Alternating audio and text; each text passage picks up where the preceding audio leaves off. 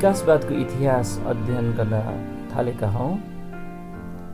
संक्षिप्त रूपमा हामीले चाहिँ यो एउटा पुरानो झुटा शिक्षा हो भनेर चाहिँ अध्ययन गर्न थालेका थियौँ। म सम्झना गराउन चाहन्छु। वास्तवमा अब 1850 सन् 1850 मा डार्विनको किताब छापिएको हो। तर त्योभन्दा धेरै अगाडि नै क्रम विकासवादी विचारहरू चाहिँ पृथ्वीमा संसारमा नभएका होइनन्।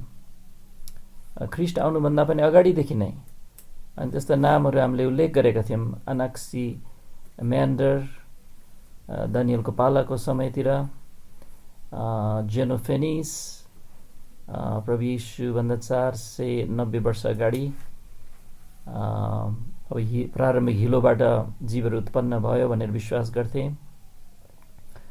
अनि त्यस्तै अरू नामहरू पनि हामीले हेऱ्यौँ। ग्रिकहरूको एपिक्युरियनहरूले चाहिँ यो सबै विश्व संसार चाहिँ अलौकिक तरिकाले आएको होइन, प्राकृतिक प्रक्रियाहरूले विकास भएको। रोमीहरू मध्येका दर्शनशास्त्री तितस लेक्रेटियसले पनि त्यस्तो कुराहरू सिकाएको थियो। अनि के अरे चीनमा समेत यो टाओवादीहरूले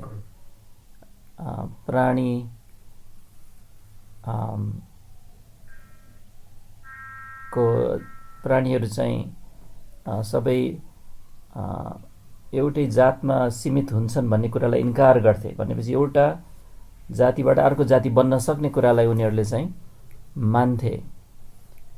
अनि मुस्लिमहरूमा समेत बाँदरहरूको संसारबाट चाहिँ मानिस विकास भयो भन्ने खालको कुरा चाहिँ आजभन्दा 700 झन्डै 600-700 वर्ष अगाडि पनि यसरी लेखिएको थियो। हामीले अस्ति हेरेका थियौँ। खनिजबाट बोट बिरुवाबाट पशु, पशुबाट मानिस यसरी आयो भनेर चाहिँ मुस्लिमहरूले पनि लेखेका थिए।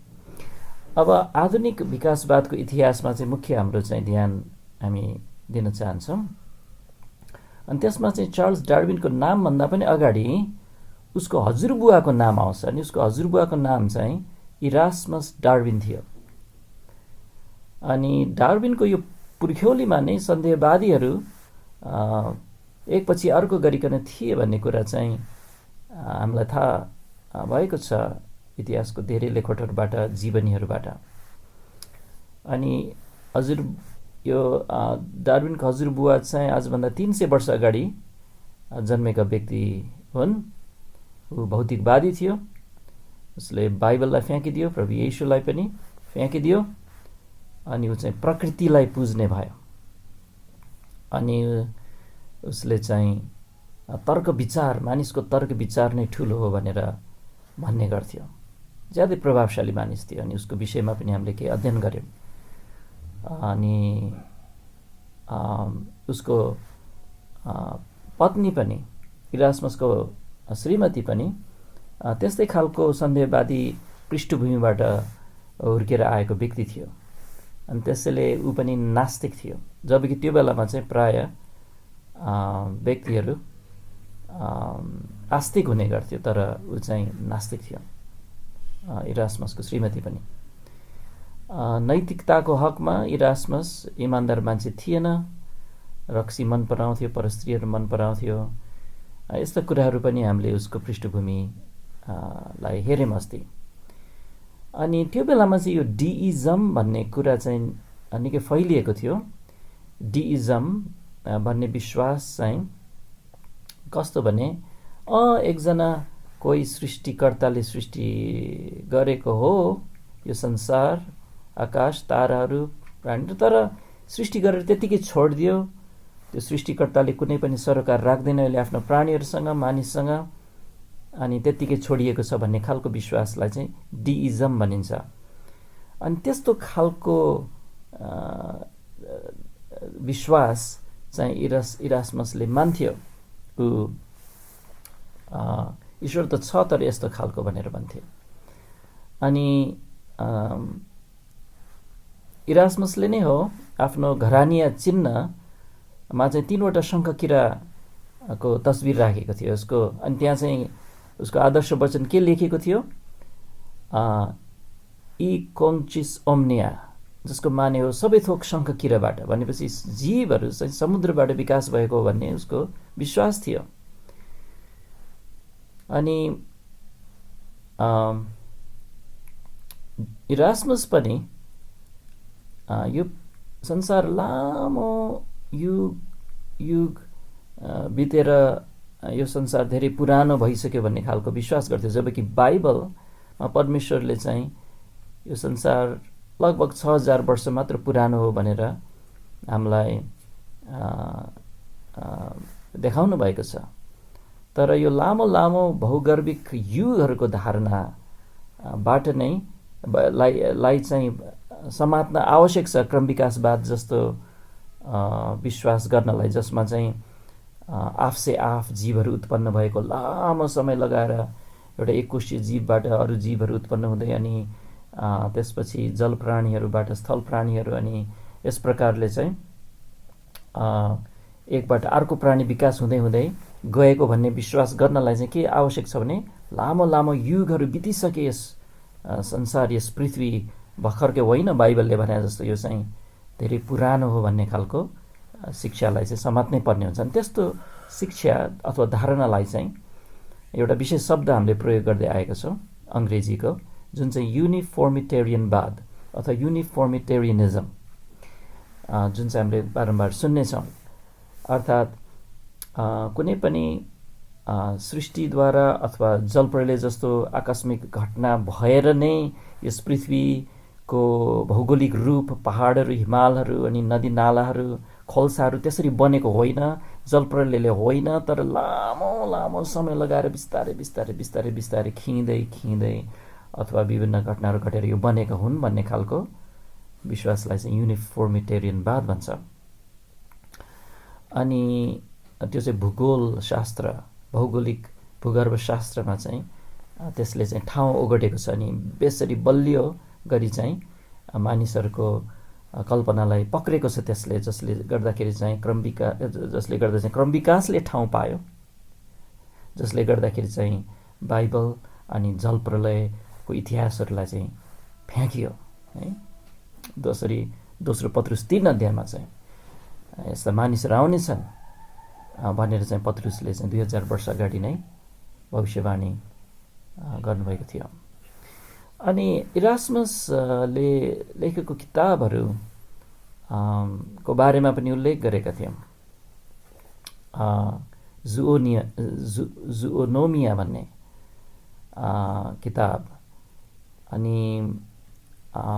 जुओनोमियामा खास जे लेखिएको थियो त्यही धारणाहरूलाई पछि चाहिँ चार्ल्स डार्विनले चर्चित बनाएको हो। त्यो याद गर्नुहोस्, चार्ल्स डार्विनकै विचारले, चार्ल्स डार्विनले एक्लैले क्रम विकासवादलाई चाहिँ प्रतिपादन गरेको होइन, उसले आविष्कार गरेको होइन, उसले निकालेको विचार पनि होइन, उसको बाजेले नै लेखिसकेका थिए यस्तो कुराहरू।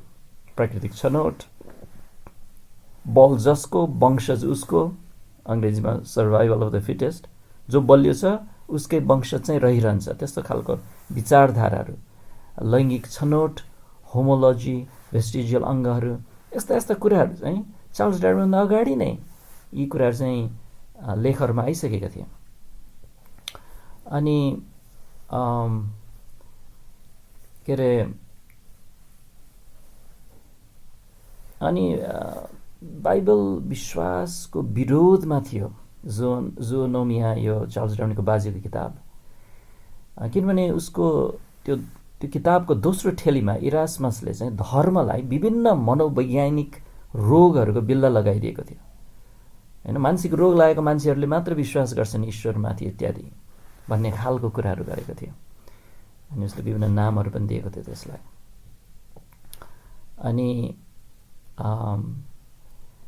अनि यी एकापट्टि उसको श्रीमतीको बुवाबाट पनि प्रभाव आएको छ, अनि अर्कोपट्टि के अरे श्रीमती भन्नाले चाहिँ मैले भन्न खोजेको यो इरास्मस डार्विनको श्रीमती को बुवादेखि नै आएको के अरे प्रभाव पछि गएर अनि उसको हजुरबाबाट आएको प्रभाव चाहिँ चार्ल्स डार्विनमा परेको हो। किनभने हामीलाई के थाहा छ भने चार्ल्स डार्विनकै आफ्नै जीवनीबाट, the autobiography of Charles Darwin, आफ्नै जीवनीमा के बताएको छ भने चार्ल्स डार्विनले, यो चाहिँ नबिर्सिनु होला कि चार्ल्स डार्विन के अरे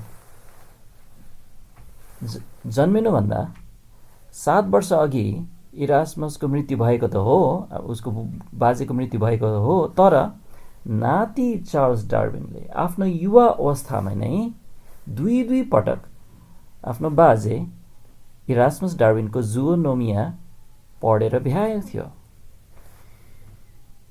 अनि त्यसैले यो पुर्ख्यौलीमा नै यो क्रम विकासवादको ठुलो प्रभाव आएको र चार्ल्स डार्विन प्रभावित भएको भन्ने कुरा चाहिँ तपाईहरुलाई स्पष्ट भयो होला।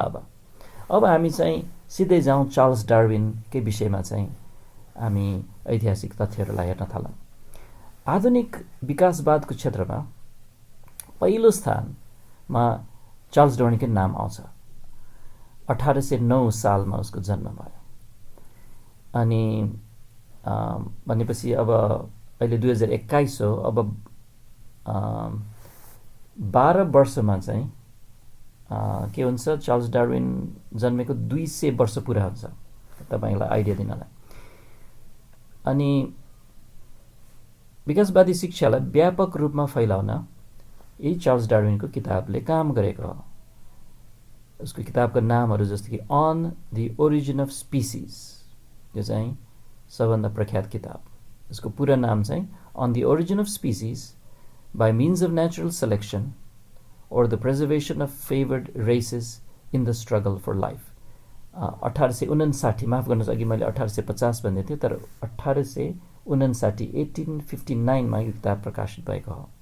त्यसपछि उसको अर्को किताब द डिसेन्ट अफ म्यान, मानिसको पुर्ख्यौली भन्दैछ, and selection in relation to sex, यो चाहिँ 1871 सालमा उसले पछि छाप्यो। अनि यी कुराहरू हामीले पहिला पनि अध्ययन गरेकोले मैले सबै यो सुरुको डिटेलहरू अहिले बताइरहन आवश्यक छैन। चार्ल्सको बुवा रोबर्ट पनि सन्देहवादी नै थियो भन्ने कुराहरू पनि हामीले अस्ति हेरेका थियौँ। उसको बुवा इरास्मसको आदर्श वचन सबै थोक शङ्ख किराबाट भन्नेलाई आफ्नै निम्ति पनि अपनाएको थियो चार्ल्सको बुवाले। अनि आफ्नो किताबहरूको शीर्ष पृष्ठमा चाहिँ त्यो आदर्श वचन छाप्ने पनि गर्थ्यो। अनि तर उसको चार्ल्स डार्विनको बुवा चाहिँ एउटा लुकीछिपी खालको क्रम विकासवादी थियो। उसको आफ्नो विश्वासलाई चाहिँ लुकाएर राख्थ्यो। बाहिर चाहिँ आफू एउटा धर्म मान्ने व्यक्ति जस्तोको रूपमा, एउटा कपटी व्यक्तिको रूपमा चाहिँ त्यस्तो खालको थियो। चाहिँ खुलेआम चाहिँ आफ्नो धार्मिक सन्देहवादलाई चाहिँ प्रकट गर्दैन थियो। अनि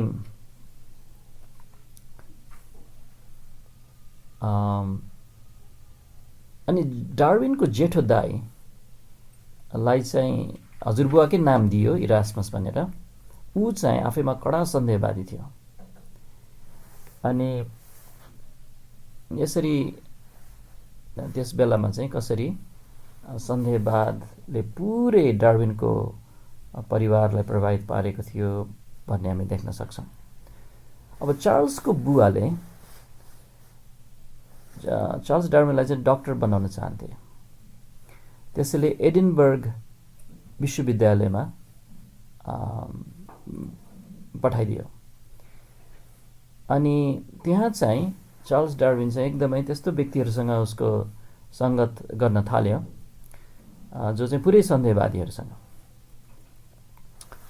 अनि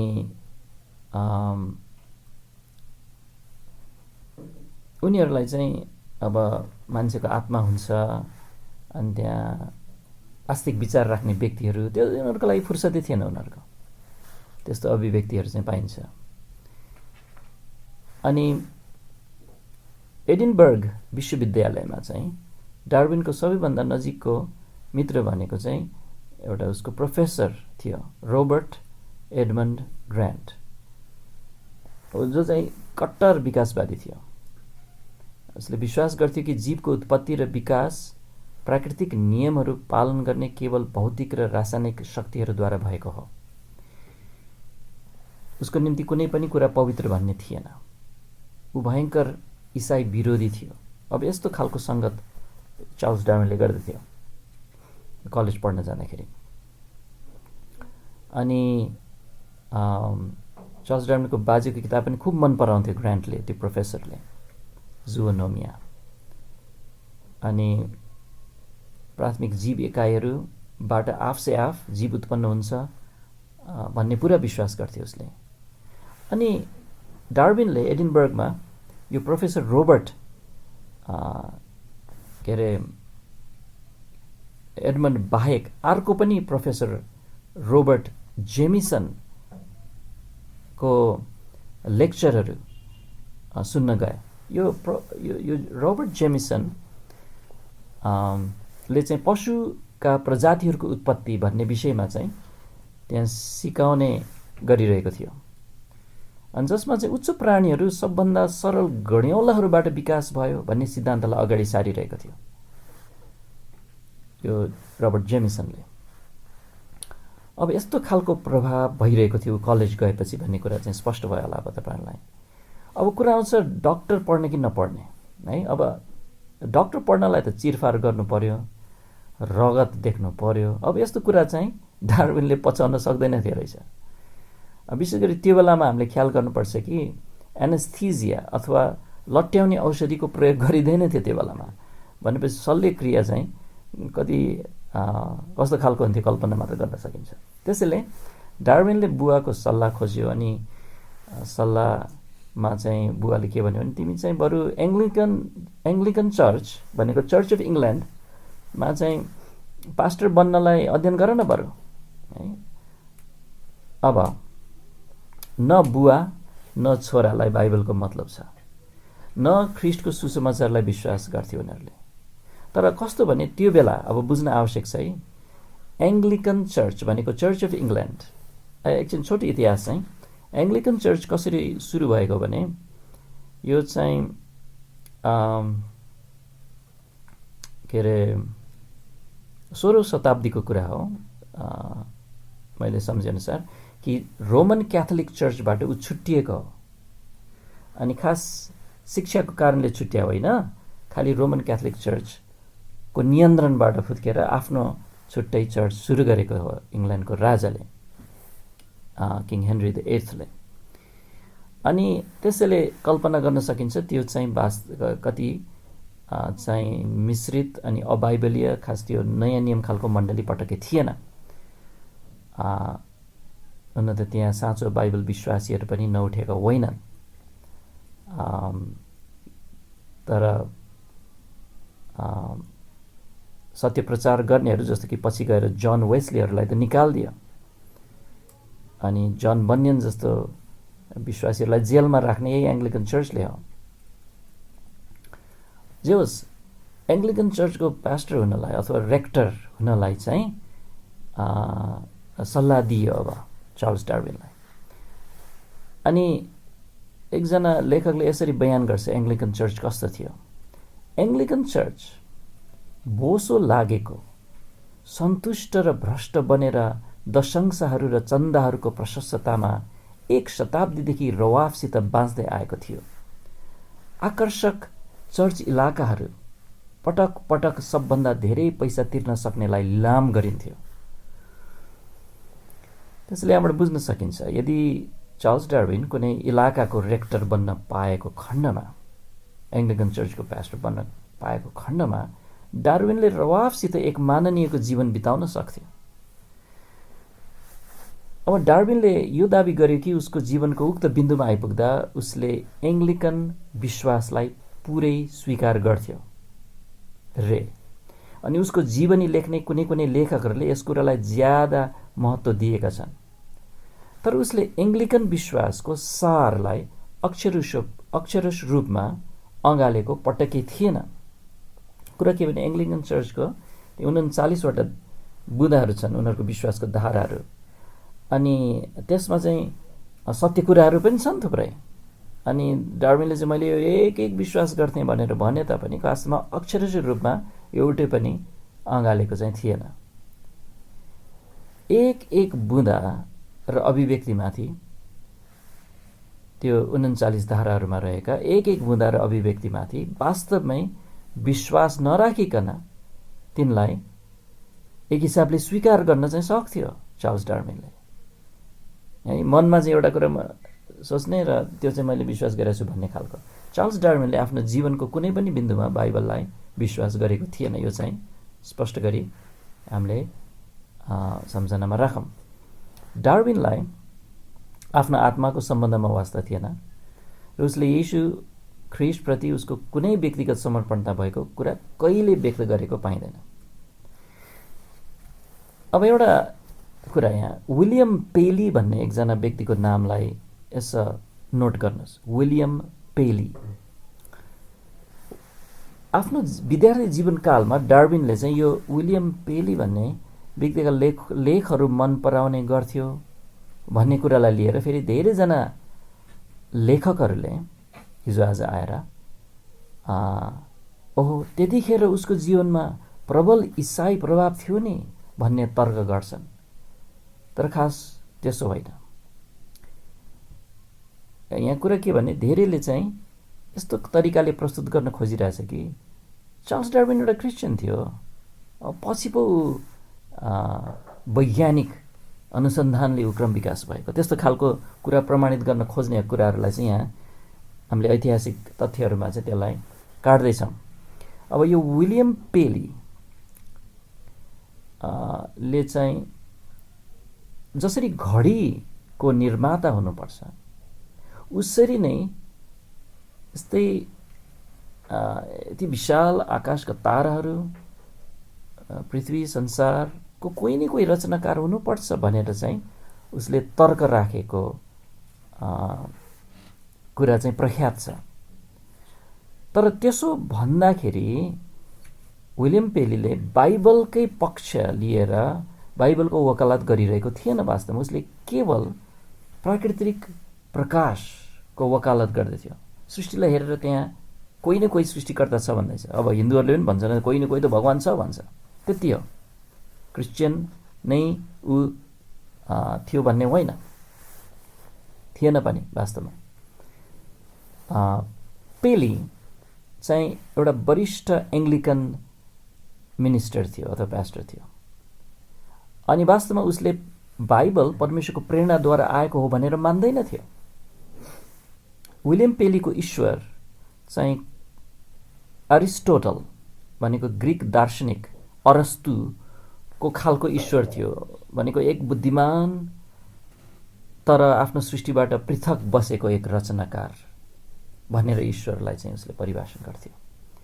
अनि परमेश्वरलाई आफ्नो सृष्टिबाट कतै पर राख्ने उसको झुकाव थियो, त्यो डीइस्ट विचार जस्तै, डिइजम जस्तै।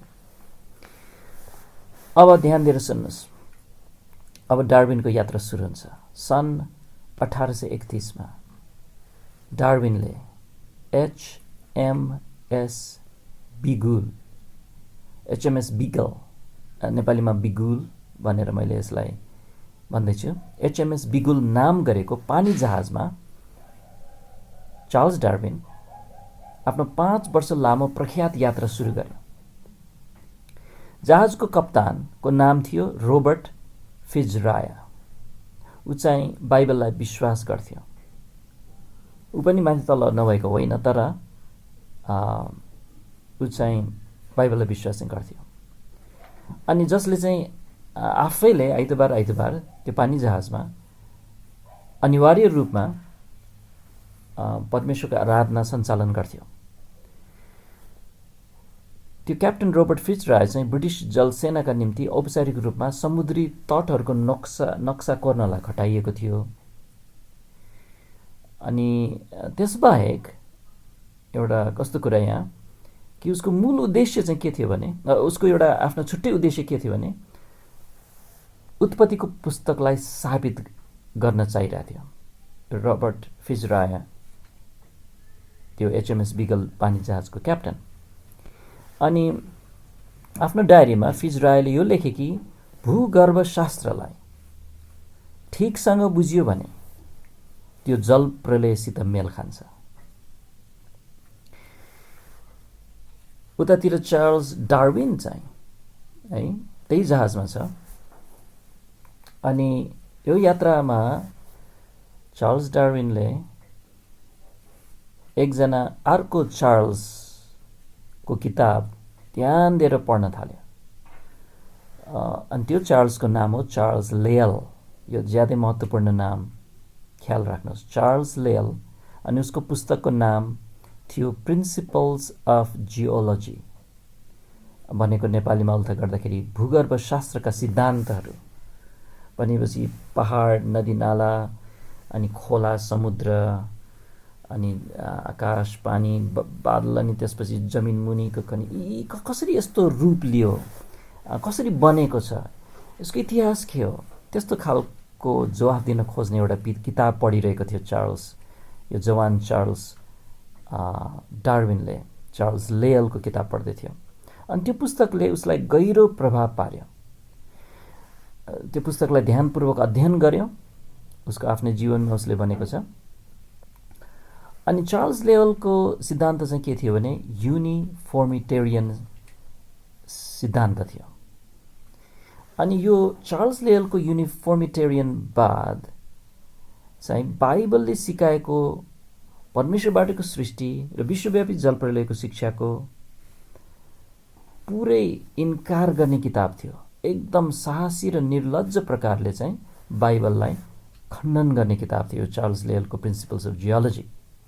डार्विनले लेयललाई उसको धार्मिक विश्वासभन्दा अविश्वासमा बिल्कुलै उदारवादी भनेर बयान गरे।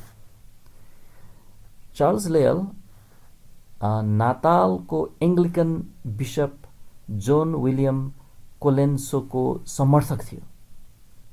अनि त्यो एङ्ग्लिकन बिशपले चाहिँ मोशाको 5 पुस्तकहरूलाई यो सबै किम्बदन्तीहरू हुन्, मोशाले लेखेको उत्पत्ति, प्रस्थान, लेवीगन्ती, व्यवस्था भनेर। त्यस्तो व्यक्तिको समर्थक चाहिँ चार्ल्स लेयल थियो। डार्विनको दाबीलाई ध्यान दिएर सुन्नुहोस्। डार्विनको दाबी यो छ कि ऊ बिगुलको यात्राभरि निकै अर्थोडक्स थिए भन्छ उसले। अर्थोडक्स भन्नाले चाहिँ विश्वासमा सिधा भन्न खोजेको। तर उसले यो अर्थोडक्स भन्ने शब्दावलीलाई नराम्रोसित दुरुपयोग गरेको वास्तवमा यो चार्ल्स डार्विनले। अब उसको आफ्नै जीवनीबाट हामी यसो हेरौँ।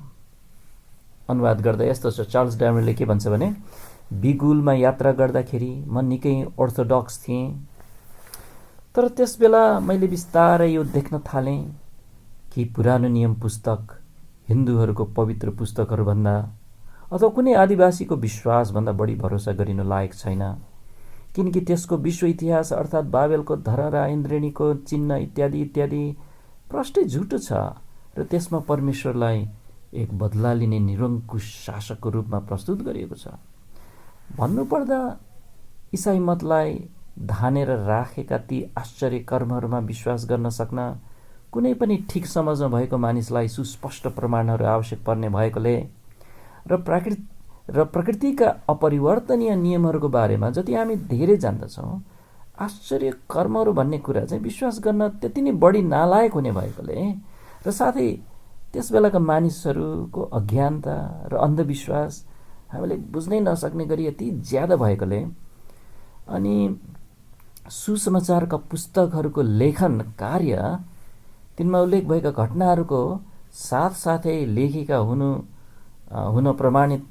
भनेर प्रमाणित गर्न नसकिएकोले म बिस्तारै इसाई मतलाई एउटा ईश्वरीय प्रकाशको रूपमा अविश्वास गर्न पुगेँ।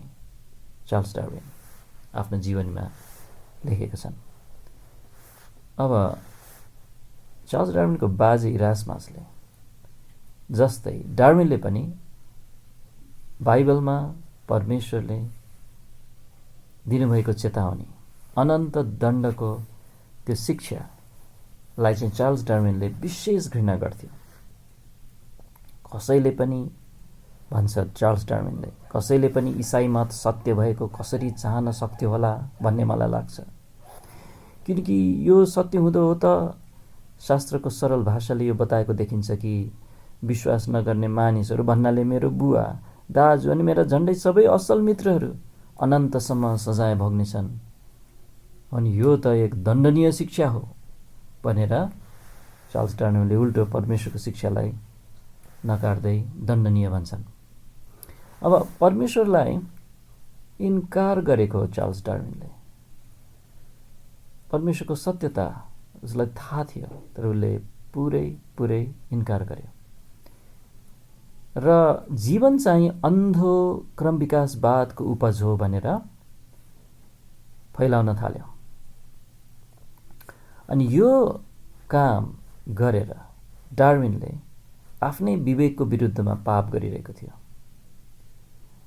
अनि आफ्नै विवेकको विरुद्धमा पाप गर्ने व्यक्तिले त्यसरी दुःख पाउँछ। अनि चार्ल्स डार्विनलाई त्यस्तै भयो। उसको एउटा जीवनी लेखकले भन्छ, ऊ विश्वासबाट रहित थियो तरै पनि सन्देहवाददेखि त्रसित थियो। आफूले हत्या गर्दैछु जस्तो उसलाई लाग्थ्यो।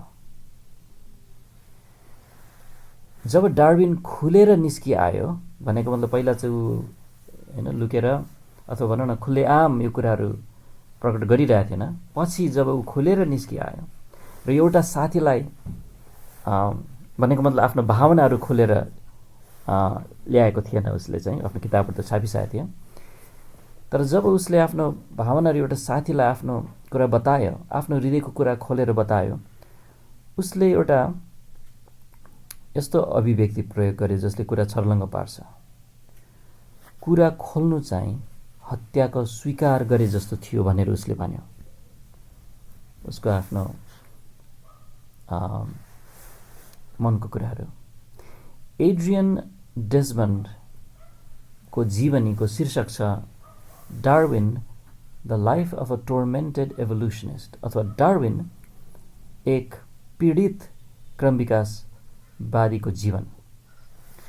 त्यहाँ लेखकले लेख्छन्, उसले आफूलाई पुरै अलग गर्यो, जमघटहरूबाट पर बस्यो, भनेको पार्टीहरूमा कहिले गएन हो, निमन्त्रणाहरू अस्वीकार गर्यो, यहाँसम्म कि उसले आफ्नो घरतिर आउँदै गरेका आगन्तुकहरूको चियो मार्न सक्ने हेतुले उसले आफ्नो अध्ययन कोठाको झ्यालमा एउटा ऐना राख्यो।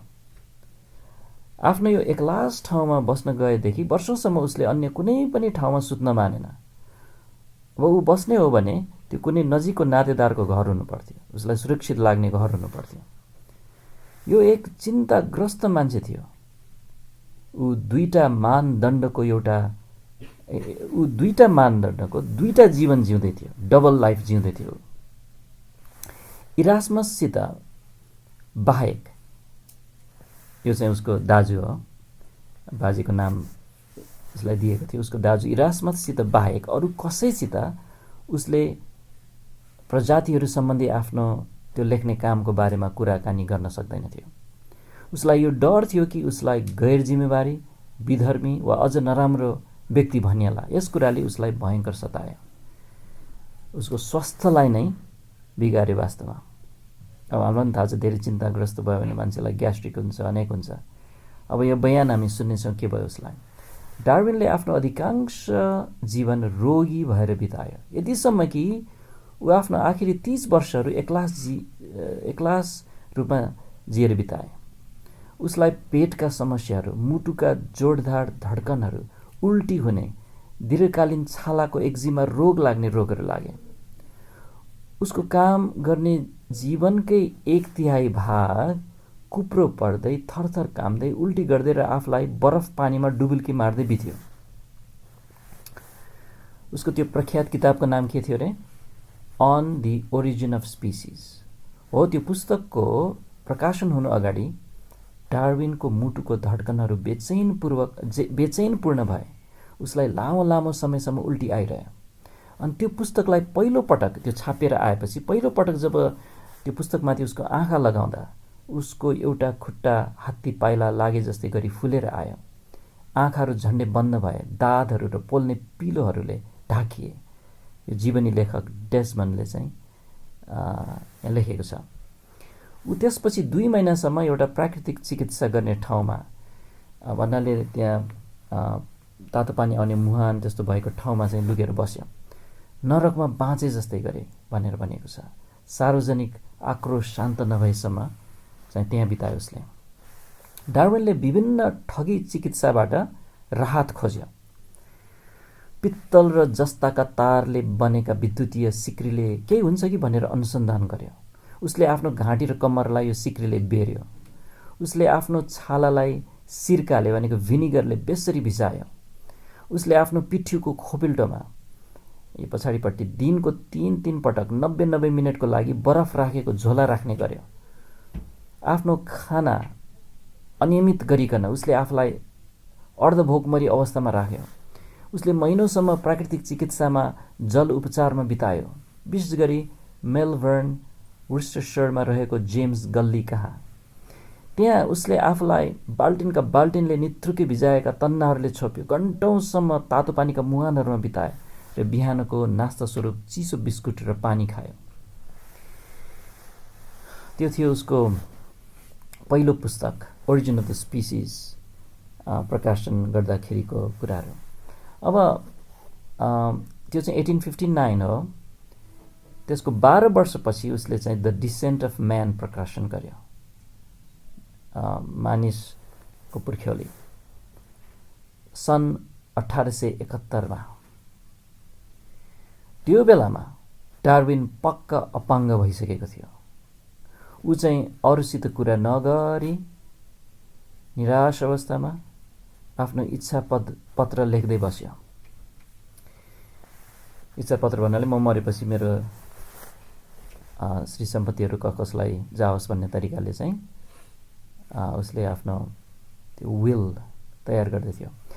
डार्विनले एउटा किम्बदन्ती सुरु गर्यो। अब यो पनि ध्यान दिएर सुन्नुहोस्। एउटा किम्बदन्ती सुरु गर्यो जसलाई उसका चेलाहरूले बारम्बार दोहोऱ्याएर फैलाएका छन्। अब कुन चाहिँ हो त्यो किम्बदन्ती? अब क्रम विकासवादको कुरा त गरे होइन, क्रम विकासवाद त अगाडिबाटै थियो, उसले प्रतिपादन गरे हो। तर उसको किम्बदन्ती भन्नाले चाहिँ यो हो कि ऊ सुरुमा ऊ बाइबल विश्वास गर्ने क्रिस्चियन थियो अरे, तर सिर्फ थुप्रै वैज्ञानिक तथ्यहरूको कारणले ऊ आफ्नो इच्छा विपरीत क्रम विकासमा विश्वास गर्ने बनेको रे। आफ्नो जीवनीमा डार्विनले आफ्नो हुर्कदाको सन्देहवादको वातावरणले गहिरो गरी प्रभावित नभएको कुरा प्रस्तुत गरेको छ। मलाई त्यति खास प्रभाव पारेको थिएन अरे मेरो बाजेको किताब इत्यादि। कहाँ हो यो कुरा? त यो किम्बदन्ती हो वास्तवमा।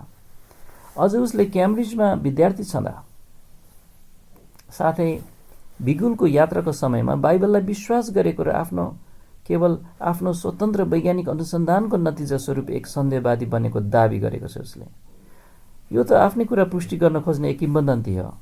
हामीले देखिसक्यौँ ऊ वास्तवमा कहिले साँचो बाइबल विश्वासी थिएन, कहिले ख्रिस्टलाई आफ्नो मुक्तिदाता भनी स्वीकारेको थिएन, अनि सानै उमेरबाट ऊ गहिरो गरी सन्देहवादले प्रभावित थियो। अब डार्विनको दाबी यो पनि छ, अघिको दाबीमा यो पनि हामीले नोट गर्नुपर्छ कि ऊ आफ्ना क्रम विकासवादी सिद्धान्तहरूमा स्वतन्त्र रूपमै आइपुगेको हो भनेर। तर यो त वास्तवमा झुट हो। स्वतन्त्र रूपमा उसले क्रम विकासवादलाई को सिद्धान्तलाई उसले निकालेको होइन। अब डार्विनलाई सकारात्मक रूपमा उसको जीवनी लेख्ने व्यक्तिहरूले समेत यस्तो अभिव्यक्तिलाई चाहिँ यो पुरै इमान्दारिता त भएन भनेर भनेको छन्।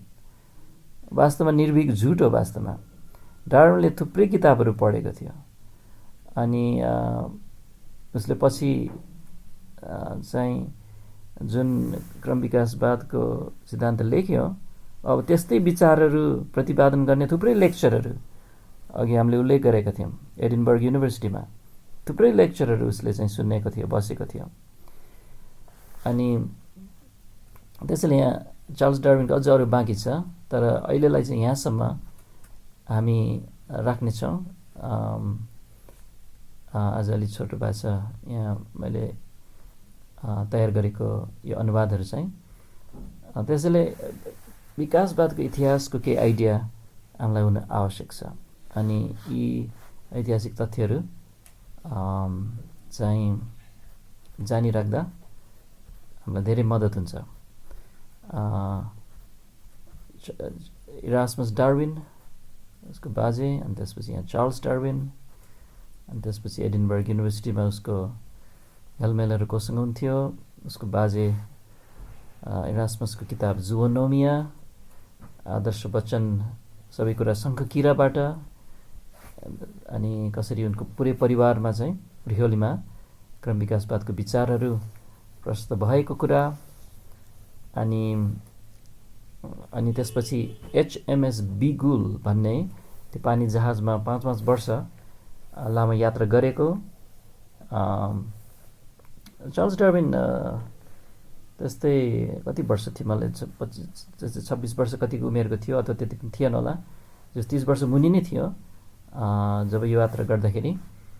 अनि त्यहाँ चाहिँ चार्ल्स लेयल भन्ने व्यक्तिको युनिफर्मिटेरियनवाद शिक्षालाई चाहिँ एकदम त्यहाँ सिकाएको प्रिन्सिपल्स अफ जियोलोजी भन्ने किताबबाट धेरै प्रभावित भएको कुरा चाहिँ त्यो याद गर्नुपर्छ। अनि तर अर्कोतिर फेरि म चाहिँ वास्तवमा अर्थोडक्स थिएँ, बाइबल विश्वास गर्थेँ। अनि पछि मैले स्वतन्त्र वैज्ञानिक अनुसन्धानबाट म चाहिँ आफ्नो इच्छा विपरीत म सन्देहवादी बनेको भन्ने खालको अब किंवदन्तीको हावातारी कुराहरू पनि हामीले इतिहासमा देख्न सक्छौँ। कसरी यो सब झुटको कुराहरू हुन्। त्यसैले मलाई आशा छ तपाईँलाई यसबाट मद्दत भइरहेको छ क्रम विकासवादको इतिहास बुझ्नमा। अहिलेको लागि चाहिँ हामी प्रार्थना गरौँ र यहाँनिर अन्त्य गर्नेछौँ। हुन्छ।